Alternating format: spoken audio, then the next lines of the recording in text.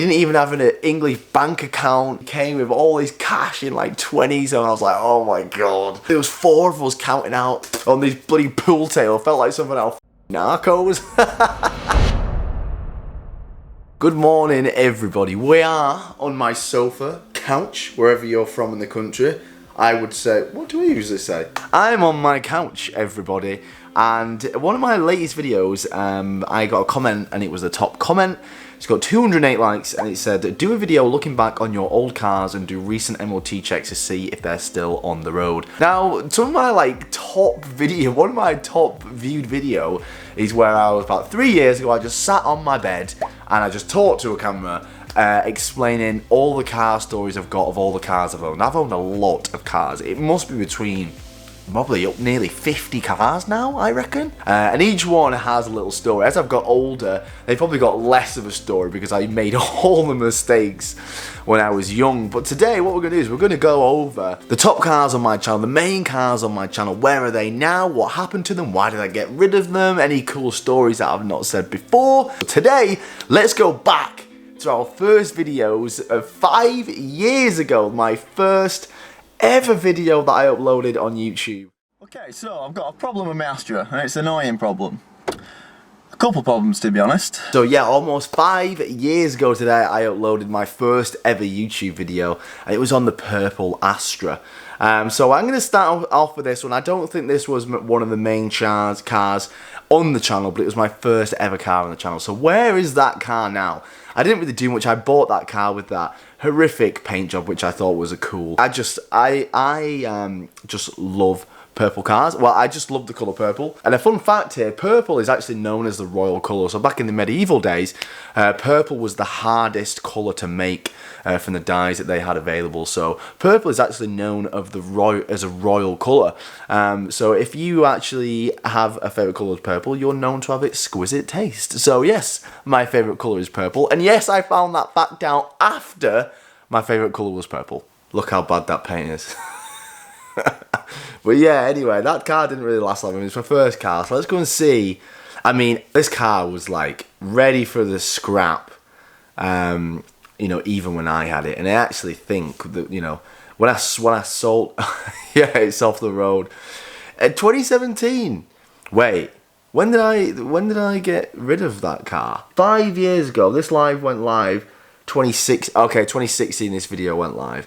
Okay, so the next year, this MOT expired. Yeah, so what happened was I actually went to a garage and I went looking at a Subaru, and he was like, "Are you part exchange?" And I was like, "Well, you're not going to want what I've got." He was like, well, let me see it. I think he just wanted to get rid of this Subaru. He offered me more money than I expected for that car to get. So obviously they chucked an MOT on it. Engine light on, yeah, rear subframe push. Okay, so not too bad really. Like, obviously I had an engine light on. It always just kept going into limp mode, so it lasted another year.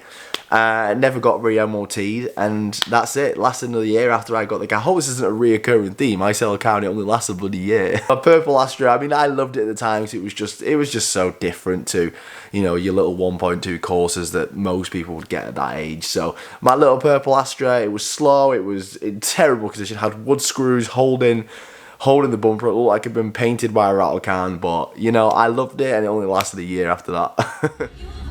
So, lads, if this office looks a little bit different, then you are right. I've got a new car. So I actually ended up getting a Fiesta ST, a black Fiesta Mark 6 ST, and I feel like this is probably the car that I started gaining a bit of traction on YouTube with. Here's the first walk around it and got it home. Honestly, like, this car was so clean. Like, so clean. I actually think it's like one of the cleanest Fiestas I've personally seen, Mark 6. But like, definitely, like, honestly, it was so... Wait, is that like, is they some 8008 RS tyres? Obviously I didn't know it at the time, so I didn't really know what the hell I was talking about. Has that got 8008 RS's on it? Definitely got some semi-slicks on it. And I swear it had a set of cams in it. I didn't know at the time, but it had a set of cams. And I swear it was like 180 brake. But I actually really like these cars, and I still do like the Mark 6 Fiestas. I think they're a really nice car. I think they're great to work. I think they're great looking. I think the interior is nice as well. I just think they're a good car. They're just a bit small for me now. to be fair. And I would usually go for the Clios now over the Fiestas just because they're faster and I think they're a little bit better handling, to be fair. But as a car, you know, as an all-round car to drive every day, the Mark 6 Fiestas are much nicer to drive than the Clios. I can't remember the reason. I was just getting bored. This happens to me. There's nothing against the car. I just got bored. So let's put the reg in for the Fiesta and see if this is on the road. I've actually not heard anything about this car pretty much since I sold it. I can't even remember where I sold it. I'm pretty sure I sold it privately. But I've not heard anything about this car. EO57 ZCF. That's definitely the reg. Yeah. No. Oh, it must have a private plate on it, so it must be on the road. It must be on the road. If anyone actually has these cars in these comments, please message below. No, that's definitely the reg. So we'll never know about the Fiesta. But the fact it's got a private plate on it says to me it's probably still on the road, which doesn't surprise me because it was one clean example of a Mark 6 ST.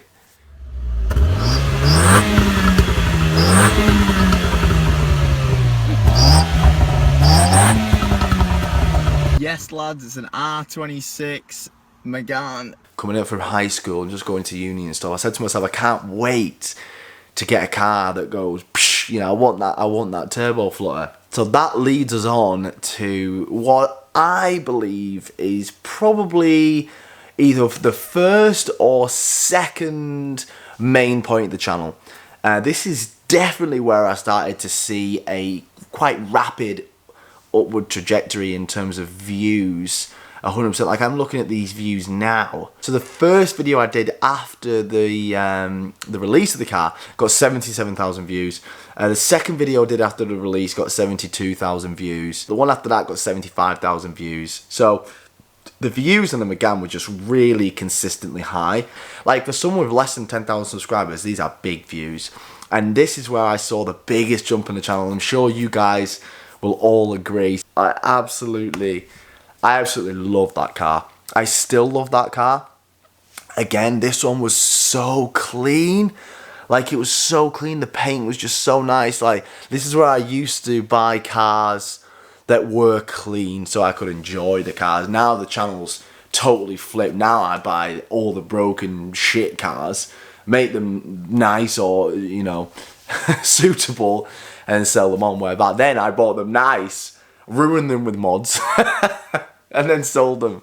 So the channel's totally flipped. But at this time, I mean, the thing is now is I was just doing this purely for fun, really. I lived at home with my mum. The only thing to do back then was just like go to car meets and stuff, and like that was it. This was like before the police heavily got involved with the car meets, so more people did it. Now it's just totally flipped. Like, car meets are just totally frowned upon. It's not really car enthusiasts that really go anymore, in my opinion. And so now that the channel's flipped with that. You know, I just went out every single night and drove my car, you know. So if I had cars now that I buy now, I never bloody drive the things because they're always bloody broke. And this is where I started actually getting recognised at car meets. I remember, you know, being in this Megane and actually like the first time being recognised at car meets and stuff, which at the time was like so good. You know, I know it's so sad to say, but I used to like go out to these car meets like hoping people would recognise me. And I know that's like so sad, but I don't know, obviously I was young and I just see it as I'm just chatting to people. Where back then I kind of like took like a little bit of pride of like, I don't know, it's weird, I know, it's really weird and it's really bad. But I don't know, this moment, this seems like a moment of like a, you know, a defining moment of my channel, my biggest fuck up, you know. What's just happened? Oh no, lads. Oh no.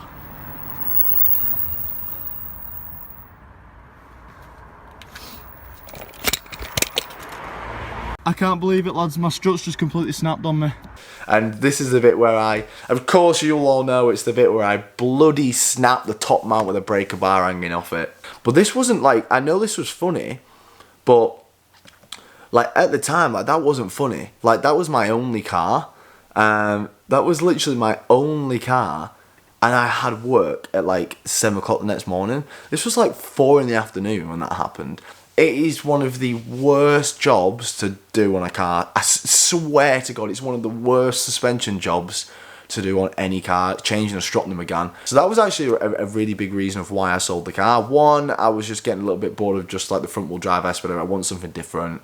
But in two, I've really hated working on it, and it really actually stressed me out quite bad. So I ended up selling the Megane. The guy who bought the Megane, he said to me that he wanted to use the car for hill climbing. Around probably 12 months ago, a year ago, I actually got a message of someone from Instagram. I won't be able to find it, but I remember receiving it, and it said, "Hi Lee, there's a guy who works in the building opposite me. I'm pretty sure it's your Megane, and it's like tracked up, stickered up. So I believe it is actually, you know, it's still living its life as a hill climb car. So let's put the reg in." I actually remember this because it just reminded me of Owl. It's got an MOT. It has got an MOT. It's got an MOT till June. Let's have a look at the history. Oh, it barely does any miles. So 3,000 miles since in a few years. It's probably just like 1,000 miles a year. So it's probably is living as a track car or a hill climb car, but every single year it's passed its MOT with no advisories really. So yeah, the Maya will still be on the road.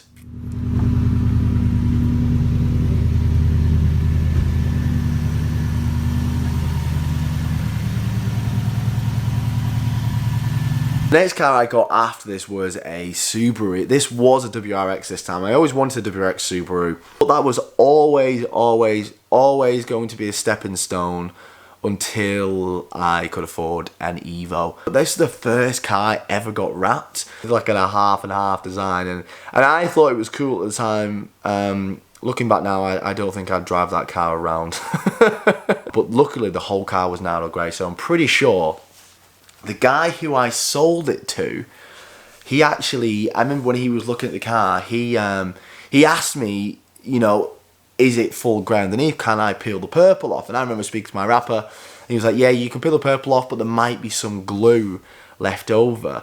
And I know that was his intention. And I saw a picture maybe a year later of the Subaru with it just full grey without the purple. So they did manage to get the purple off without ruining the grey. So good job, because I was really worried about doing that myself. And then this was like the first car I started getting deep into fixing things. So I took this car on the dyno, and the gearbox blew up in third gear. Third and fourth gear just totally blew up. That was like a big thing at the time. I was like, oh my god, the gearbox is gone, oh my god. Let's go and do a res check and let's see if it's still on the road. So let's see if it's still on the road. Oh no! It expired in 2019. Oh my god. So that 1 year, it did 15,000 miles from September 2017 to September 2018. But yeah, no, 2019, so it's been sat. MOT expired for, what would it be, 3 years now, just gone 3 years. Oh, what a shame. When did I sell the car? Oh, so I did all those miles. Anyway, so since that MOT, it had a year MOT, and then it ran out. So the guy who obviously bought it off me, MOT'd it once and then never MOT'd it again. Oh, what a shame. If anyone knows where that car is, let me know, because that would be quite good actually. But the Subaru, off the road, it's been off the road for 3 years. Didn't fail, it's just ran out and just been sat somewhere, so. Oh my god, I've never been in anything like it. Like, it's just so good to drive. I'm gonna say hello to Eva. Do you know why she's called Eva? Anybody? Eva the Evo. Wow. This is undeniably probably the biggest part of the channel. I'm looking at the views now, and the views now are really good. I mean, every single video is just getting 50 or 60,000 views. Every single video on the Evo. And that consistently was probably the best time of the channel, because these views are going on for months. You know, it's not. I didn't get that for a few weeks and it dropped off. They're going on for months. You know, I'm 6 months in here and it's 60,000 views in a video. So the Evo was by far, and I think everyone I speak to, and everyone who comments on the videos, I think it's very aware that everyone liked the Evo days the best. And you know, with YouTube, you can structure videos. You know, you can do all this research and stuff. But at the end of the day, what's going to do well is the thing that you're most happiest about. You know, when you're having the most excitement, that's what's going to do the best on YouTube. And at this time, like, this was just, I had my dream car. I was like a 23-year-old or whatever I was. 23-year-old with his dream car, living his best life, living at home. You know, YouTube's doing really well for me at the time. Obviously, I've never seen views like this consistent prior. This was a really good time in my life. And I just wanted to just get out and film and pick up the camera and every single day, you know. And I remember having that just total excitement about the car. Like, I was obsessed with the car. There was a genuine obsession with the car. And the car scene itself, like, I just couldn't wait to get to shows. And I look back now, I genuinely look back now, and I think, how the hell did I film anything? There was nothing to film. Like, I look at this content now, and it's crap. You know, it's bloody crap. Like, what videos? Installing Wish car parts on an Evo. What 100,000 views? I think I just went on Wish and just checked what would fit the Evo, and the only thing I come down to was like blow up dust caps. But that did well, you know. Now I'm bloody rebuilding cars and stuff, and now I feel like I'm struggling for content. Back then I had one car, you know, and I managed to smash out all these videos. And most of them are just me just being silly, to be fair. It's a shame, because people say, oh, I want to go back to the Evo days. I have experimented with this, and, you know, I have experimented with buying old cars that I've had before and seeing if they do just as well, and they don't. I think probably one of the biggest views on the channel is when I first got my Clio 172 and I had my Evo alongside it. And again, I've bought Clios again, you know, just to kind of test that theory. Is it the car, or is it just a nostalgia of that moment, you know? And it's not just the car. So people say get another Evo. Unfortunately, it won't go. I think it'll just let it down. It's like when a movie brings out a sequel and it's terrible, or someone redoes a movie, or it's never as good. Or what you miss isn't the car. It's the nostalgia of that time. That was when I was most into cars. I didn't have bills to pay. I didn't have rent to pay. You know, my whole thing was just uploading YouTube's a video, pissing about with a load of friends who also don't have rent, also don't have bills, but also don't have girlfriends, also don't have kids. But I learned a lot from that car. That was the first time I did like ollie bushes, the first time I did like steering rack stuff, first time I did like turbo stuff, screamer pipes. I did a lot to that car. And at the end, I just got bored of all-wheel drive. It got to the point where I wasn't getting much excitement out of the car. I made a big mistake by like polybushing it all.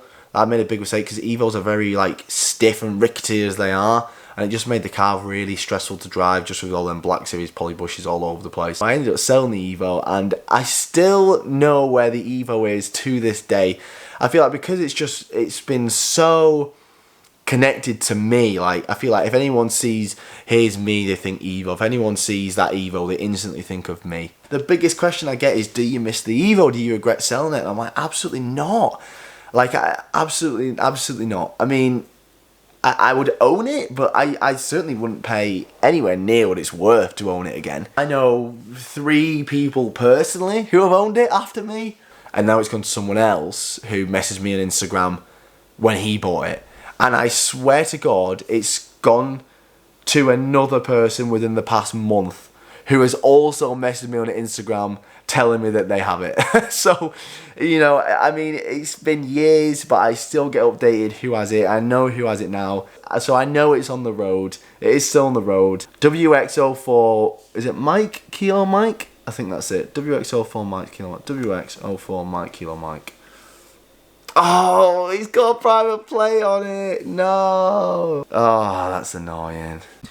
So I know I was following the previous owner to the guy who's just bought it on Instagram, and I've just gone through my whole following list, searching through, and I can't find what his Instagram used to be, and that was his private plate as well. So, but I know the Evo is still on the road and it's still going well and it's still being looked after. It would have just been nice to see how many miles it's got and what the MOTs are saying. But the last thing I saw, it was a post for sale and it was for like 60 grand, I believe. So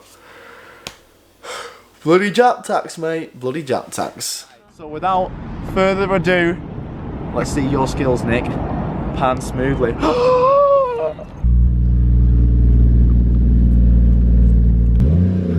Oh, sounds so sick.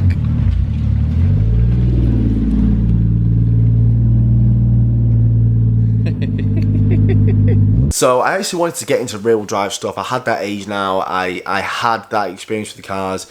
I had the click with Greenlight Insurance, so I wanted to go for something rear-wheel drive. This was a big part of the channel, I believe. This was like one of the coolest cars I've owned. It's by far probably the cleanest overall car I've ever owned. It was unbelievably clean. If you go back and watch the undersealing video that I did in my driveway, which was a terrible day, by the way, then you'll see how clean that car is. Black leather interior, manual, and obviously the 1JZ. 1JZ is such a unbelievably nice engine with the R154 gearbox, great gearbox. It just felt solid, great diff in the car. I liked the wheels were on it. It was such a nice car. The reason I sold it was because we got an E92 M3 in for track car giveaways, and that was it. I wanted one more than anything. And the Sora was, at that time, there was no car meets on because it was COVID. And the Sora was just, I never even driven it. It was pointless owning it because it's a meet to go to a car meets in. It's a car to go to car meets in, or it's a car to like go drifting with. And I couldn't go to car meets with it because there was no car meets on because it was COVID, and I wasn't going to drift it because it was too clean. So now, funny story enough about this is that I put the Sora up for sale, and a guy came round who was from the American military, and he was based here, and he had like through maybe 2 years left in the military based in this country. And by the time that he finished, or on the year that he finished his deployment over here, it was the year that the Sora was allowed to go back to America, because obviously is it 20 years, 30 years, something like that they have to wait outside the country before they can bring him in. It coincided with the year that he could take the Sora back to America, and obviously like they're so rare over there. So he came, and like he didn't even have an English bank account. He didn't even have like a English insurance. So we were just like, oh my, he came with all his cash in like 20s, and I was like, oh my God. So he came, yeah, this American, super nice guy. Like he just come with like £10,000 in like 20s. so we was like, oh my God. So luckily there was like 3 people in the office at the time when he came. So there was 4 of us counting out the 10 grand in these bloody 20s, you know, and I counted my stack. And then someone just gave me there, said, oh, there's 4 there. And then I was like, wait, is there 3 or 4 there? He was just like, counting it again on these bloody pool table. Felt like something else, narcos. So I'm very intrigued to do this, actually. So let's get the reg of the Sora. I know I put my private plate on, but I also know it was a P reg. Like most bloody Japanese imports, P something, P259, whatever. Here it is, P25, it is P259. Okay, so the MOT has expired. It expired in August 2022. The MOT'd it for another year, and then now it's not got an MOT. It passed its MOT with like no issues whatsoever. And then, yeah, it expired in August. So odds are it's probably left the country and it's probably going to America right now. It would make sense because it's 2022 now. 2002, it'd have to be 1997. It was in 1996. It was a 1996 Sora. So yeah, the odds are is that now it's probably gone to America and it's probably worth like 5 times the price as what I sold it for. So I'm glad it got another year, and you know what, I was happy hearing the fate. So the Sora's probably gone off to America now. It's probably living in a nice, warm country. And the only main channel car I've had after that, as I said, there's been a flip in the channel now. It's not more towards me spending a year or 2 with a car and just doing mods here and then. You know, I go through a lot more cars now. I buy broken ones and I fix them up, and I buy ones just for drifting, buy ones just to make nicer. So the main actually big channel car was the S13. And I know exactly where that is, and it's because it's so recent. Of course, I know where it is. So, a friend bought it off. There's a subscriber who bought it. So I was actually up north seeing my family, and he lived very close. So I brought him and his girlfriend down, and they took the car and drove it home. And then I think they had it for a few months, and then he sold it to a guy called Connor, who actually came on our rally. A few months ago in Wales, he came on the rally, and then he actually bought the S13. I'll put his Instagram there so you can go and keep up with it. He's got the S13 at the minute. He actually bought the ECU that I had to obviously go big power. So he's going to be going something like that in the next year or 2. And I'm definitely going to do a catch-up video when it is big power and do another video on it again. But other than that, from there, every other car's been in the past year, so there's no point me chasing it up because it's pretty. I've only just sold it, or it's obviously still going to have MOT. So they're the main cars of the channel. It's been nice to catch up on a few years ago. I feel like the 190e is definitely going to be something in the future I'm going to have a look back on, because that's something it's in my heart, that car. We are slacking with it at the minute, but it is going to be, the new engine is going to be going in it shortly. But I've had lots of other cars. I've had some off-roaders, you know. I have done some fun builds, like Copart builds and stuff. But I feel like cars in this video were like the main cars of the channel a few years ago. So hope you enjoyed this video, everyone. Let me know in the comments below what your favourite car was of the entire series, and what car you would love to own out of all of them. But for now, I've got to get editing this video because videos like this are a pain to edit. But I love you all. Thank you for everyone staying with me for so long. It's been 5 years pretty much this month now. 5 years to the month that I've been doing YouTube. And boy, have we gone through a lot. We've made some mistakes and stuff, but it's been a great journey and I can't wait to carry it on. So I love you all, and we'll see you in the next one.